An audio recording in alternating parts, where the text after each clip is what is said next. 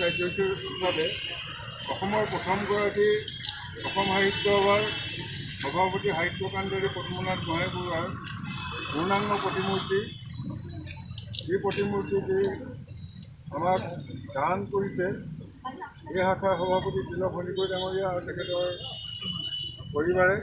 আৰু এই প্ৰতিমূৰ্তিটো উন্মোচন কৰিবৰ বাবে অসম সাহিত্য সভাৰ মাননীয় সভাপতি ডক্টৰ কুলধৰ শইকীয়া ডাঙৰীয়াক আমি অনুৰোধ কৰিছোঁ।